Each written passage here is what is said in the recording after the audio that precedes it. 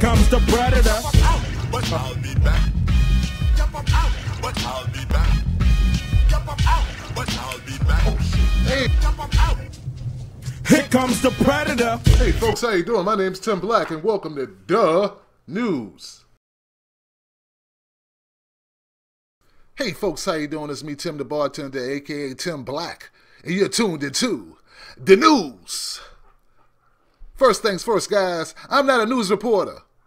This is the news. This is Tim's Take Live. I give my opinion on events and things that happen. Okay? You want Tom Brokaw? Go to Tom Brokaw. You want CNN? Go to CNN. You want MSNBC? Go to MSNBC. I thought you came here for me, for my harsh opinions, my rants, my raves, all that good stuff. Okay, I got a story for you. It's Paige Parkhurst and Daisy Coleman out of Maryville, Missouri. What happened? January 2012. Paige is spending the night over Daisy's house. You know, they were kids. They like doing sleepovers. Now, Daisy was 13, and Daisy was 14 and Paige was 13. Something like that. Barely teenagers. Sometime that night, they decided they wanted to sneak out and go to a party. The party was at a guy's house named Matthew Barnett. This is all public information. You can look it up yourself. I'm going to supply links. So they go to Matthew Barnett's house for the party, and it's good to know that Matthew is like a big-time football player in this small town. People love him. They love their football team, and they love Matthew Barnett. All right? Now, if you're not, aware of the culture of small-town America, maybe you don't know this. Let me inform you. Football teams in the Midwest and these small towns are a big deal. They're sort of like the drug dealers in the inner city. You know, the big drug dealers that do things like, give turkeys out, throw money at strippers. They're big like that. Everybody knows them. Everybody idolizes them. They bring excitement to a place that's not very exciting. Anyway, so at the party, once the girls get there, now this is all based on what the girls say. The girls say they were split up immediately. Split up. You go that way, you go that way. Now there's some other guy there, he was 15 years old. He takes Paige, he takes her one way, and this guy, Matthew, takes Daisy, and they go another way. And immediately, according to the girls, they start feeding them alcohol. Here you go. Here you go. Hurry up. Hey, yeah, it's good, it's good. Here you go. Keep it coming. Here you go. Here you go. You keep it going. Keep drinking. Yeah, girl. Almost drunk. Perfect. Now, any guy that's out there is above, the age of 17, 18, I don't know. We learned this pretty early. You get a girl drunk, you can pretty much have your way with her. What we also need to know is that that's illegal. Because, see, rape is non-consensual sex. And if someone's in a state of, drunkenness where they can't consent, that's rape too. So when you do that, you could go to jail for it. And if you go to jail for it, it's a possibility that someone might have sex with you that you won't be able to consent to. But it won't be because you're drunk. It'll be because they don't care. So once again, the girls are getting fed all this liquor, and at some point, the guys have sex with them. Now, one of the guys videotapes it. So we got a videotape, and we got these girls drunk. One of the girls was so drunk, her alcohol level was at least twice the legal amount. Not to mention, she's not even adult to drink. Now, her mother acknowledges, and I read in the statement, the mom says, yes, my daughter was wrong for sneaking out. Yes, my daughter was wrong for drinking. But that doesn't mean that what happened to her was her fault. I agree, Mom. Make it even worse, when they were done with the girls, they dumped the girl on her mom's front porch in below freezing weather and just left her there.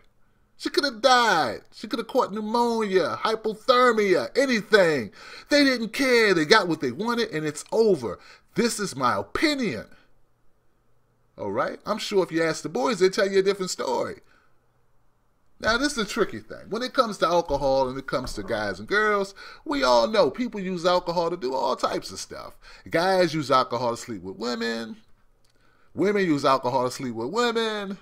Women use alcohol to sleep with guys they know they shouldn't sleep with, just so they can kind of act like they didn't know what they were doing. I mean, it does happen. Alcohol gives you courage. That's why they call it liquid courage. Doesn't mean it's legal. Doesn't mean you can't get in trouble for it. It doesn't mean if you're underage that you should do it. You understand what I'm saying? So anyway, story gets more tricky because the girls decide to press charges. They press charges, and at first everybody's on their side, and at some point this thing just takes a bad turn. The whole town sort of turns against Miss Coleman and her daughter Daisy. They start saying stuff like, she brought it on herself. It's her own fault. She wasn't trying to get sex. Why was she there? She wanted to drink. She drank. Something happened. Leave it alone. Don't ruin Matthew's life.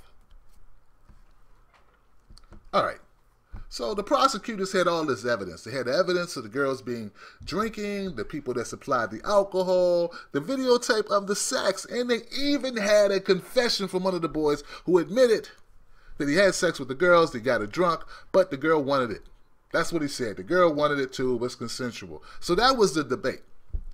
I guess at some point, at least this is what the prosecutor's saying and the judge is saying, at one point the girls decided they didn't want to go through it anymore, so they didn't want to testify anymore. They start pleading the fifth, and it gets kind of mangled then, you know? So anyway, there's so much pressure from the townsfolk that Daisy and her mom, they leave. They move away. They have to. They would like to have somewhat of a normal life. And this whole case has just totally turned their lives upside down. They're getting harassed in this small town for messing with Matthew Barnett. I don't know, y'all, man. Maybe I'm making too much of this whole thing. Maybe Matthew and this other guy are just a couple of good old boys, never meaning no harm. Peace all they never saw, been in trouble with the law since the day they were born. Straightening the curve, flattening the hills. One day the mountain might get them, but the law never will. What they doing, bro? They making a way, the only way they know how. A little bit more than the alcohol level than the law will allow. What they doing? Giving them drink to see the pink. Now these two good old boys want to avoid the clink, clink, clink. Am I right? I don't know if I'm right. But see, that's why we got court system. That's why we got judges and prosecutors, and they present evidence, and you argue the evidence, and we see what happens. I don't think that happened in this case. I think in this case, these kids got railroaded out of the system. I think it's wrong. I think I'm going to speak on it. That's why I am speaking on it. Did you know that these townspeople were so pissed at Miss Coleman that even after her and her daughter left, they still burnt her house down? Yeah, they did the Three Little Pigs on her ass. Burned her house to the ground. Now, if that doesn't show hostility, what does?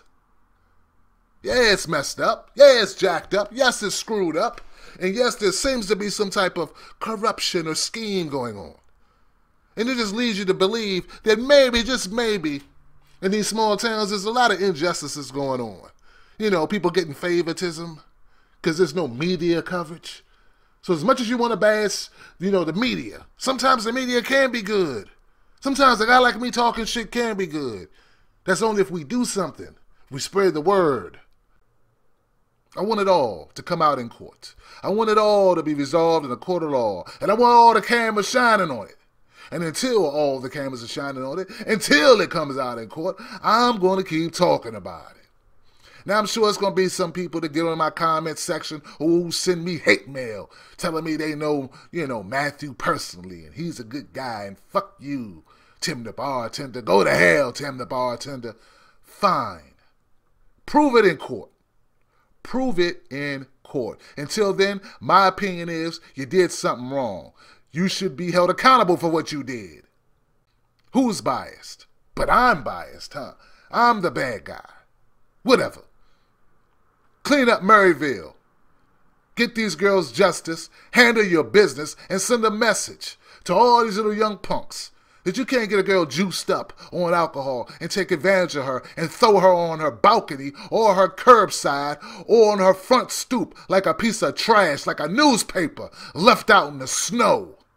It's wrong. And if you have a daughter, or if you have a wife, or if you have a sister, you should agree with me. You shouldn't get pissed off because I said they were drinking Jack Daniels. Instead of Jack Daniels, it was Kentucky bourbon.